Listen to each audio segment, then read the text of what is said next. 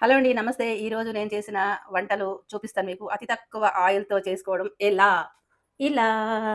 ఇదేనండి. నేనెప్పుడు కూడా ప్రతిరోజు ఎన్ని ఐటెమ్స్ చేయనియండి, 1 టీ స్పూన్, టేబుల్ స్పూన్ కాదండోయ్! 1 టీ స్పూన్ ఆయిల్‌తోటే చేద్దామని నేను డిసైడ్ అయ్యాను. గట్టిగా, స్ట్రాంగ్‌గా బలంగా అనుకున్నాననమాట. అందుకని ప్రతిరోజు 1 టీ స్పూన్ ఆయిల్ కంటే కూడా ఎక్కువ అసల చాలా తక్కువ డీప్ ఫ్రైస్ మా ఇంట్లో ఎక్కువుండవు. ఇట్లానే ఉంటాయి. హెల్తీగా చేస్తారనమాట. ఇదేమో పుల్లటి పప్పండి, చక్కగాను మామిడికాయ పప్పు. ఏంటనుకుంటున్నారు, మామిడికాయ పప్పు, పెసరపప్పు, కందిపప్పు కలిపి చేసిన మామిడికాయ పప్పు. ఈ 2 రకాలు కలిపి చేసుకోండి, అద్భుతహ అంటారనమాట.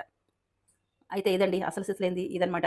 ఇది క్యాప్సికమ్ కూరండోయ్! సూపర్‌గా ఉంటుంది. బాదాం కారంతో చేసిన క్యాప్సికమ్ కూర. దీనికి హాఫ్ టీ స్పూన్ ఆయిల్ కూడా పట్టలేదండి. జస్ట్ నేను పోపు వేయించుకున్నానంతే. పోపు వేయించుకోవడానికి నేను ఎంత ఆయిల్ వాడతానో మీ అందరికీ ఈ పాటికి తెలిసే ఉంటుంది.